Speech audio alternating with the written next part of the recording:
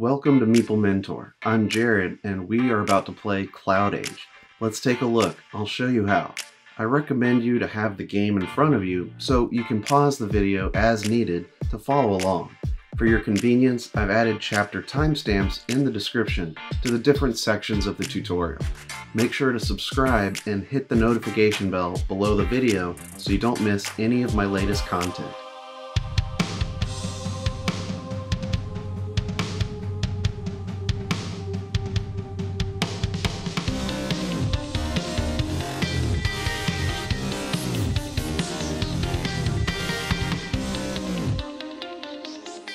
CloudAge is the latest game from designer Alexander Pfister of Great Western Trail fame.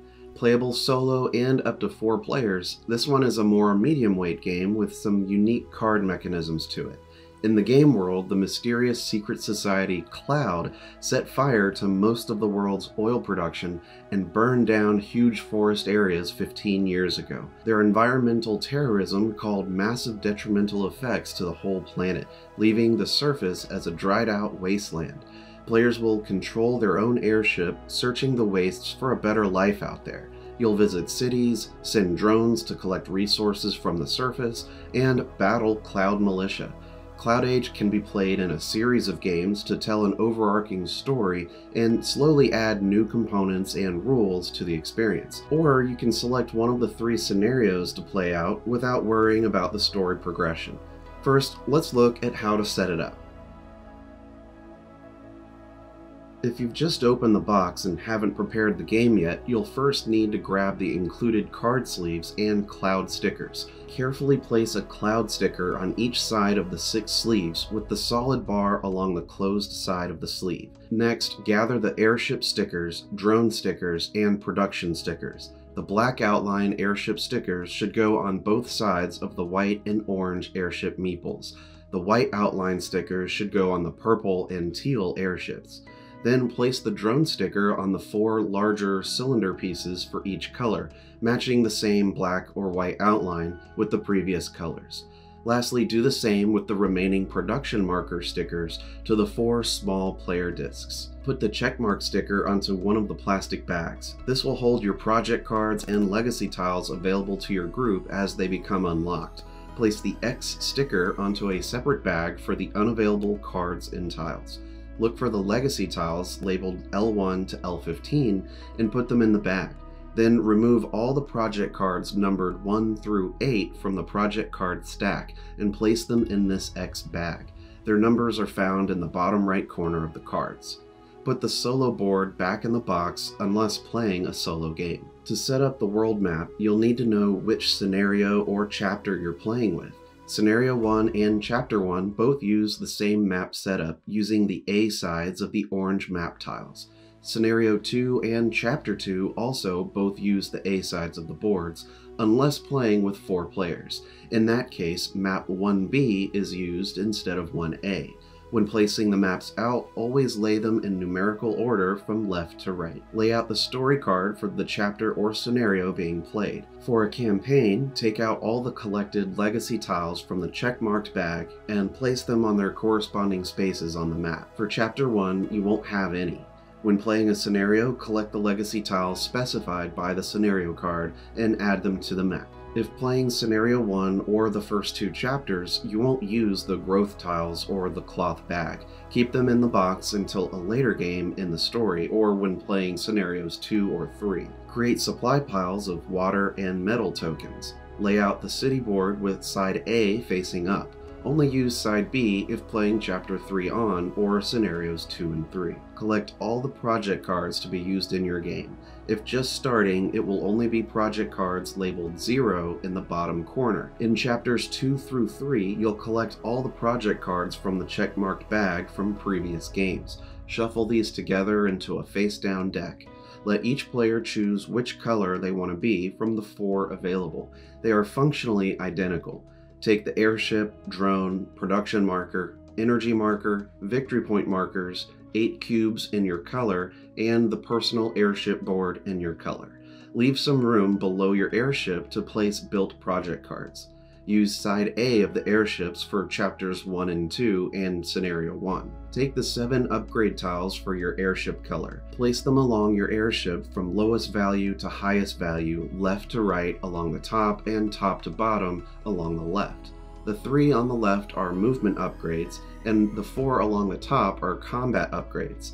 Put them out just like this, with these sides face up. The 3 upgrades for the right side of your airship won't be needed until Chapter 3 or when playing Scenarios 2 or 3. Give everyone their starting 7 navigation cards. Everyone's starting deck will be identical, made up of 1 0, 3 1s, 2 2s, and 1 3. These cards have the numbers in the player's color. Each player should shuffle their navigation deck and keep it face down to the left of their airship. Leave room for a discard pile. From all the non-player navigation cards, shuffle them together and create 3 separate stacks of 8 cards each. Place each set of 8 cards into a cloud sleeve, then flip them face up with the clouds covering the center map area, and set each into the 3 slots along the city board.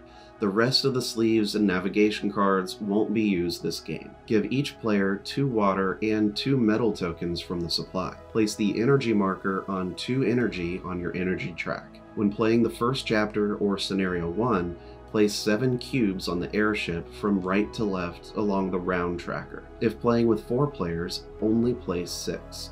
For chapter 2 onward and the other 2 scenarios, use all 8 cubes, or 7 for 4 players. Each player should place their airship meeple along the start space on the side of the first map tile. Place each player's drone token next to the city board in a loading dock spot.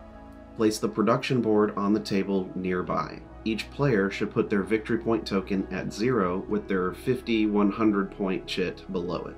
Just stack them. Victory points will be tracked around the outside edge of this production board. Next, everyone places their production marker on their color start space on the left of the production board. Deal 5 project cards to each player, keeping it secret. Leave space next to the project card deck for a discard pile. In Chapter 2 onward or Scenarios 2 and 3, shuffle the mission card deck and deal 1 to each player. Keep the mission deck nearby to form a draw pile. From Chapter 3 or Scenario 2 onward, let each player draw 2 random growth tiles from the cloth bag. These can be kept face up or face down near the player's airship. The starting player will be the person who last bought a plant, or randomize it. Give them the start player marker. The marker should be placed on the bottom left of their airship, which tracks the phases of the round.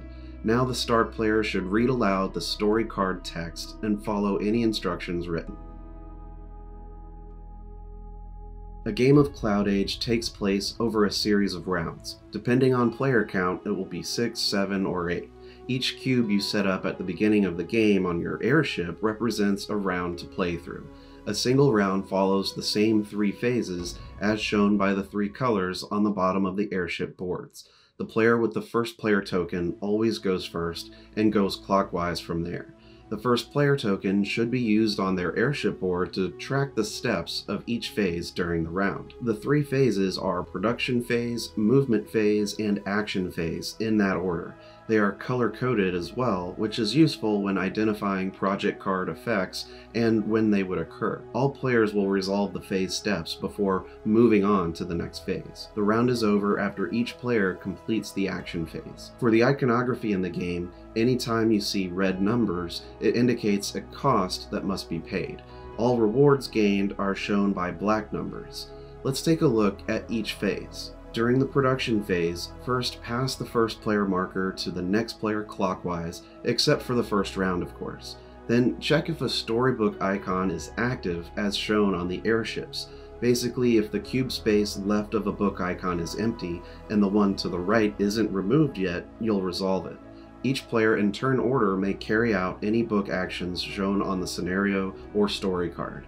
Next, each player can try to produce water and sometimes victory points. This is all handled on the production board. Look at the pipe column your marker is in. Above it, you'll see the pipe connected to an energy cost. The energy cost may be ahead or behind your column. By paying that energy, you may gain the amount of water shown at the bottom of your pipe.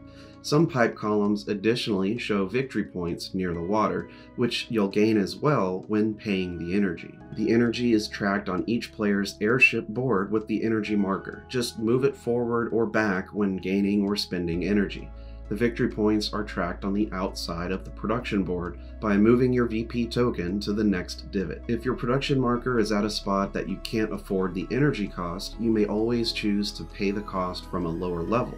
In that case, take the water and points from that level.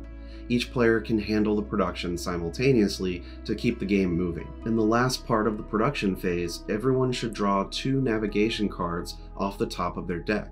For the card with the lower value, you can gain either energy or project cards equal to its value. Draw new project cards off the top of the deck to your hand. You can't split between energy and cards. You have to pick one. Place this card in your discard pile. Then place the higher value card on top of the discard pile. It will be added to your movement in the next phase. As like other games with deck building, only shuffle the discard pile when needing to draw a card. Then draw the next card you need. The movement phase comes next, with each player going in turn order. First, add up your movement points to see how far you may move your airship on the map. The top navigation card in the discard pile is your starting movement value. You may have additional movement given to you through built project cards, movement upgrades on the airship, or by using the airship's solar panel. This curved arrow icon represents 1 move point. Each of the movement upgrades unlocked will add 1 move point to your total as shown by the icon. The solar panel is an extra free movement you may choose to use each movement phase. And if you choose not to use that free movement point, you can instead gain 2 energy on the energy track. The airship moves on the map 1 hex at a time to any adjacent space. You may move it through an opponent's airship, but can't stop on the same hex. Some hex spaces of the map have additional movement points required to enter it. This one costs 2 movement to go here, and this one costs 3 movement points. Other hex spaces have rewards shown on them, known as a find. When you move into these spaces, you immediately gain the rewards in the amount shown from the supply. But you can't receive the reward from a find multiple times in a turn. Moving through this space will give you a victory point, and spending 2 of your movement points to move here lets you draw project cards. Each movement phase, you must end your movement in a city space. It could be the same city you started in. A city will often take up several hexes. Any hex that has part of the city in it counts as a space in the city. Look for the city artwork and the clouds. Most of the cities have names and will be written on the outside of one of the hexes. Each city is under attack by the cloud militias. The first time you visit a city, you may choose to engage them in combat. Basically, if you don't have one of your cubes in the city, you can fight them. Each player can fight militia in each city. It's not first come, first serve. The combat value is shown by the number in the red icon. The rewards you'll gain by winning the combat are shown underneath. You may engage the combat from any hex in the city, not just the one with the combat values printed. To engage in combat, first add up your combat upgrades from the top of your airship that you've unlocked. Each one you flipped over adds 1 combat point to the battle. Then add combat points provided to you from built project cards.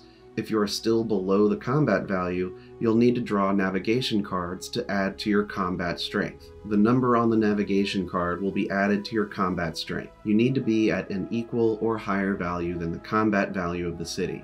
The first card you draw for combat costs you 1 energy. Pay this cost first and keep this card in a separate combat area, not the discard pile. Each additional card you wish to draw costs 2 energy.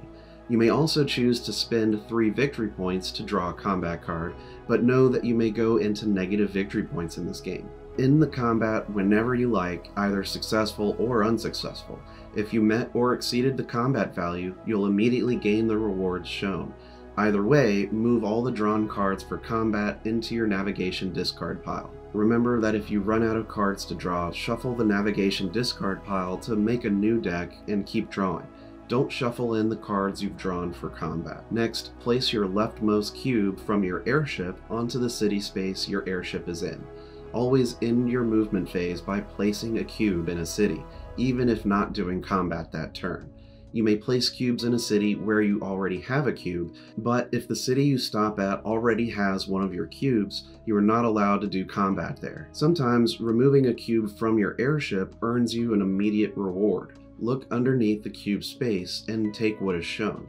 When there's a slash between rewards, you must choose only one to gain. The last phase of the round is the action phase. Once each player has finished their movement phase, proceed to this phase. Going in turn order, each player will get a turn to be the active player and choose a city action on the yellow city board. The other players will also get a secondary but lesser version of the active player's chosen action. There are 3 possible actions to choose from, but the third option is only available after Chapter 2 or in Scenarios 2 and 3. All the drone markers should move back to the loading dock after each player's active turn. The next player in clockwise direction becomes the new active player. Once each player has been the active player and resolved their chosen action, the round ends. Let's take a look at how the city board works during the action phase. The player's drone markers will be used on the city board, representing them being sent down to the surface and collecting or building something from the city. One possible action is to collect resources from a city card in one of the city sectors. The active player will also gain this card to their navigation deck after resources are collected. First, choose one of the city sectors, 1, 2, or 3. Take a look at the image of the city as best you can through the clouds. Each type of terrain will represent one of 4 types of resources. The more of that terrain in the city, the more resources you can hope to gain from it. Since the clouds cover much of the card, you won't know exactly. There's a reference card that shows you what terrain type gives you which resource. It will be energy, metal, water, or project cards. The project card terrain is thematically the inhabited region of the city. The largest region on the card will always produce 3, and the second largest 2. The 2 smallest regions will give only 1. Before revealing the card from the cloud sleeve, each player will choose one of these resource types to gain. Start with the active player and go clockwise, so each player has a drone on one of the resources. Everyone must be on a different resource spot. Once all are placed, remove the card from the sleeve and place it in the active player's discard pile. This navigation card becomes part of their navigation deck and will eventually get shuffled in. Then look in the top right corner of the card for a bonus for the active player. Normally, these let the active player draw 1 to 3 new growth tiles from the new growth bag, but this only applies in Chapter 3 onward or Scenario 2 onward. If in Scenario 1 or Chapters 1 or 2, take water instead of the new growth tiles. Lastly, each player will gain as many resources are shown in the center of the card based on the type they chose with their drone on the city board. Energy gained is tracked on their airship board, while the water and metal are tokens taken from the supply piles. Gained project cards are drawn from the top of the project card deck and added to their hand. Some of these choices also provide a bonus action. It could be a navigation update or a wrench bonus action. Look for these icons in the lower left of the resource's image in the center. Note you'll also find these in the city's art, which may help you decide to purposefully choose that resource to gain that bonus action. That's as long as you can see it through the clouds, of course. The navigation update lets players choose and remove a navigation card from their discard pile permanently from the game. It can return to the game box. The wrench bonus action lets the player immediately gain 1 resource of their choice, or build 1 upgrade on their airship for the normal build cost. The build action can be chosen instead by placing the drone on the build space of the city board. It's found to the left of the 3 city sectors. The top area shows the darker single player icon, which refers to the active player who chose this action. The lighter multiple player icons refers to the actions available to the other players. So the active player may do 2 build actions, while the others may only do 1 each. These may be an upgrade build on the airship as shown by the wrench, or a project card build action as shown by the project card icon. You can go in turn order taking these build actions, or do it simultaneously for faster gameplay. Any player who cannot build or chooses not to build takes 1 resource of their choice instead. If this is the active player, they can take a resource as their first build action, then use it to complete something for their second build action. There are 3 upgrade types on the airships: movement on the left, combat at the top, and planting new growth at the right. These tiles should be ordered from lowest to highest cost. When upgrading one of these, you must always upgrade the current cheapest upgrade of that type. Pay the cost shown and flip over the tile. From then on in the game, you'll have either 1 bonus movement point, combat point, or planting ability. Whenever you flip the last tile in a section, immediately gain 5 water resources. At the end of the game, the highest level upgrade reached in each of the 3 sections earns you victory points. You may, as a build action, instead choose to build a project card. To play a project card from your hand, you must be able to pay the cost shown in the top left of the card, in the red area. Pay the resources to the supply. Most require you to discard another project card to pay for the one you're playing. Choose a different card from your hand to discard, putting it in the project card's main discard pile. The project cards are color-coded and match up with the 3 color-coded phases of a round. Place the newly built project card underneath the matching color on the airship board. Some cards provide one-time effects or permanent benefits. Most also gain victory points at the end of the game. You can have any number of built project cards throughout the game. While each card uses iconography and numbers to indicate what they do, each also has a written out description of the card's main effect at the bottom of the card. Any card effect with a lightning bolt near it means it happens immediately one time. Victory points to score at the end of the game will be printed in the bottom left corner and will have a gray background. If you have questions about what any of the project card's effects do, check the back of the rulebook for a full description of each one. Playing project cards is the primary way of increasing your production. When you see this icon, immediately move your production marker forward on the production track to the next pipe column. When doing this, check for one-time bonuses on the production board. Look between the pipelines to see bonus rewards for moving from one to the next.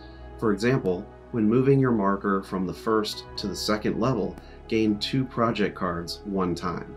Should your marker be at the last pipeline column and you should gain an advancement, instead you gain 2 victory points and stay at level 10. The third possible city action is planting new growth, which is only available on the B side of the city board. It's an action possible in Chapter 3 onward or Scenario 2 onward. The Plant New Growth action space is found to the right of the city sectors. The active player places their drone marker on the action space and may put out growth tiles they've collected, up to the number allowed on their airship. Only the active player who chose this action may plant new growth. The rest of the players may carry out one build or upgrade action, or instead take one resource of their choice. Planting new growth must be from your collected growth tiles. At the start of the game, players draw 2 randomly from the bag, so we'll start with 2. To gain more, they'll have to claim new navigation cards that allow them to draw new growth tiles from the bag. When planting new growth, the number of tiles you may place is equal to your base ability of 2 plus the number of upgrades on the right of the airship. The airship side B shows the base ability to plant 2 new growth. Each flipped upgrade on the right provides 1 more new growth tile that you can place when taking the action. Choose which tiles you want to plant and immediately gain the rewards shown on it. There are actually 2 types of new growth tiles. Look at the backs of them. It will either be wilted new growth or green new growth. When choosing a wilted new growth tile, gain the rewards and place it back into the cloth bag. When choosing a green new growth tile, score the 2 victory points shown and add it to the game map. These are always placed with the green side face up and must meet these placement requirements. The hex space covered up must be adjacent to your airship or connected to your airship via already planted spaces. The space must be free of any pieces on it and is not a city space. If you cover up a find on the map with the growth tile, immediately gain the reward of the find. Since it's now covered, no one else may gain it again in this game. If it's the case there are no suitable spaces to place the green growth tiles, score the victory points and return it to the cloth bag. Airships may move over these green growth tiles with 1 movement point, no matter what was covered up. When setting up the game, you'll be using either a chapter story card or scenario card. When you play a specific scenario, you'll only need the one card the whole game. When playing a chapter, you'll have instructions on gaining new cards to use or adding a new game component into your game. Sometimes these setup cards offer special setup instructions and added game components to use. Both types of cards have book actions shown on the bottom. During the first phase of a round, the book action may be active depending on the cubes on the round tracker. Only carry out the book's action when the tracker shows the book as active. If the marker to the left of the icon was removed during the previous round, then each player may carry out the book action at the start of the round. Go in the new turn order. Each player may pay the costs as necessary to gain the rewards. Each player can participate, they won't get blocked out. For the chapter story cards, any player who can't or doesn't want to do the book action won't get another opportunity to do it. After the first book action triggers in a scenario, flip the card over. For the rest of the game in that scenario, the book action on the back will be the one to use. Don't flip the scenario card again. All the chapter story cards are numbered in the top right. Often when resolving a book action in a story game, the instructions on the back will tell you to find a new story card to put into play. Place this face up and have the first player read the card's text before continuing play. The story card just completed can return to the story card deck. Early on in the storyline, you may be asked to add new specific project cards to your game. The starting project cards used have a 0 in the bottom corner. There are other project cards labeled with a 1, 2, 3, etc. When told to add number 1 project cards, for example, take all the project cards with a 1 on them and shuffle them into the project deck. The scenario or story card may ask you to gain new legacy tiles and add them to the game. These tiles are clearly marked on the back sides with L1 to L15. The smaller legacy tiles go on specific hex spaces on the map. Look at the white capital letter on the legacy tile. Now find that letter on a hex on the map.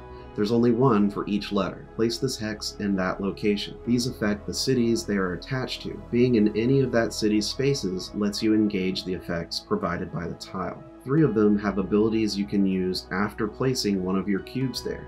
You can remove the cube at any time to perform the corresponding action, such as getting extra combat points. The cube is removed and never used again this game. Note that by removing a cube from the city, you could potentially go there again and do combat, since you no longer have a cube there. However, by choosing to leave your cube there until the end of the game, you'll score the shown victory points instead of being able to do the action. There are 2 larger legacy tiles that come into play much later and are not placed on the map. Instead, they offer new actions you can choose to take at the city during the action phase. When told to add these, place them beneath the city board. Mission cards enter the game during Chapter 2 and when playing any scenario. At the beginning of the game, shuffle the mission card deck and deal 1 mission card to each player. Keep the mission deck nearby as a draw deck. A mission card shows 2 missions on it on the top and bottom of the card. Each mission can be accomplished by the player who has it. A varying amount of victory points will be gained at the end of the game depending on certain completion criteria. The mission card only scores for the owner of the card. During the game, you may receive another mission card. When adding a new mission card, you must overlap the cards so that one of the missions is covered up. You can cover up any of the missions and arrange it as you wish, so long as one mission is covered. That one won't be scored at the end of the game. The one you choose to cover up will never be uncovered, so your decision is final. Should you receive a 3rd mission card, you must again cover up a mission. Should you happen to draw a mission card you already have, you must put it on the bottom of the deck and draw a new one. You may not have multiple copies of the same mission card. If you have questions about how any of the missions score, check the back of the rulebook for a full description of each possible one. The final round of the game is the one where players place their last cube from their airship onto the map. After the action phase of that final round is over, you'll follow the in-game procedure. Each player's airship board shows a summary of the in-game steps to take.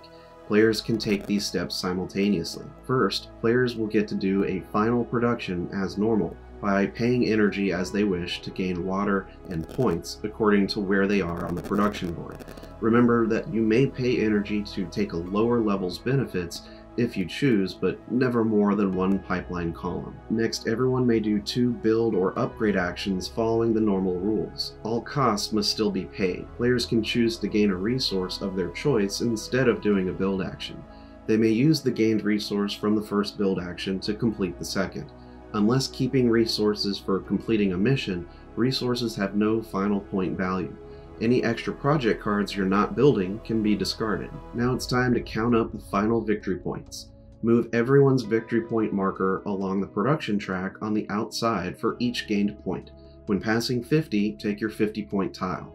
If passing 50 again, flip it over to the 100 side. First, look at all players' mission cards and any completed missions.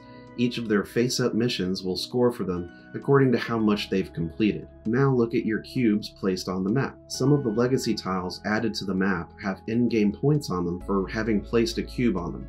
Apply these points now. Next, you'll gain victory points for your highest upgrades among each of the 3 airship areas. Lastly, count up victory points shown on all the played project cards below your airship. Check their in-game point value in the bottom left corner. Once everyone has added all their points and tracked them on the production board, look to see who has the most points. The player with the most points wins the game. If there's a tie, the players take place in a final combat against each other. Follow normal combat rules, spending energy to draw more navigation cards. Whoever gets the highest combat value wins. In this final combat, you are not allowed to spend victory points to draw navigation cards. If all tied players tie in combat value, they'll both win. Lastly, when playing a campaign, you can enter your names and stars achieved in the logbook on page 15. I recommend printing off a copy of the logbook so you can do multiple campaigns, instead of writing in the rulebook, but that's just me. To save your campaign, gather all the project cards, legacy tiles earned, and the current story card and put them into the checkmark bag. To clean up after a scenario, sort out project cards 1 through 9 out of the deck and put them back in the X marked bag. Put any legacy tiles in the X bag as well. CloudAge may be played solo with the included solo board. You can even do the chapters and do the whole campaign solo if you like. Since a lot of the added gameplay elements come into play in Chapter 3, I decided for myself to play the first 2 chapters by myself. Then, when playing with others, start with the progress made and begin at Chapter 3, so my friends experience the full game. Either way, I'll show you how the solo mode works. To set up a solo game, prepare the game as you would for a 2-player game. Ignore the start player marker and the second player's components.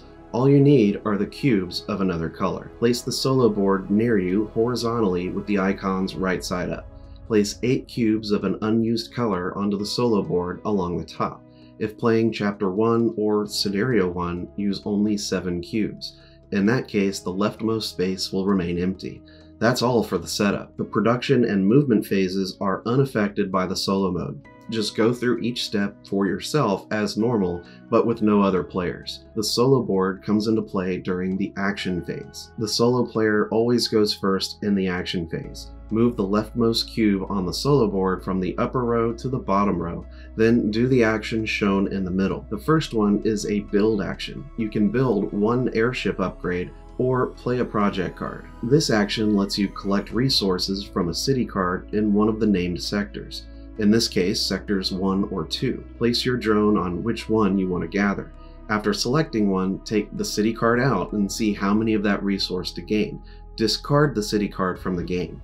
You do not receive the new growth bonus in the corner. You can still gain the small bonus if applicable. Should you choose the largest region, meaning the value is 3, you instead gain nothing, no resources, and no bonus action. So be careful. Other actions may also show collecting resources, but specify a specific sector in the city board. Handle collecting resources the same way. This action shows an option since there's a slash between them.